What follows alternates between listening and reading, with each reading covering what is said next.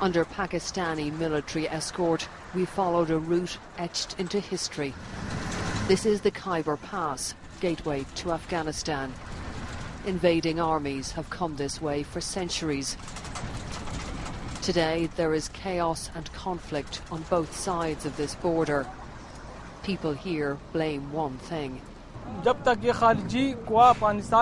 While there are foreign troops in Afghanistan, says Shakir, there'll be no peace there or here. The fates of these two nations are intertwined, and for many Pakistanis, a pullout of foreign forces from Afghanistan can't come soon enough. They believe it would have a calming effect here and reduce the bloodshed on this side of the border. And if there is a path to peace in Afghanistan, it probably has to run through here. Afghan insurgents come and go here in the border area and tribal belt. Pakistan's shadowy spy agency, the ISI, has backed them in the past and allegedly still does. And it was here in Pakistan that we managed to contact one of the three main insurgent groups fighting across the border. We met the son of Gulbuddin Hekmatyar. His father's been branded a global terrorist by the US. His group, Hezb-e Islami, is now manoeuvring for influence and even talking of a ceasefire. Talks can be held on the timetable for foreign forces to leave Afghanistan.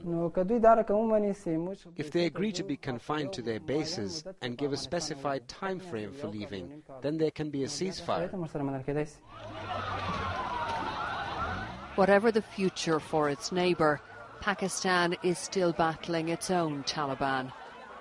This was their latest attack, a massive blast aimed at the anti-terror police. Experts warn that in the long term, militants based here are the biggest threat to the West. Pakistan does represent an enormous threat, because even if there's peace in Afghanistan, it doesn't mean that that's an end to all these global jihadist groups who are Pakistanis and who are in Pakistan.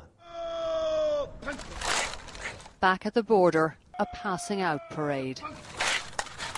New recruits to the Khyber Rifles pledged to defend their country with their lives.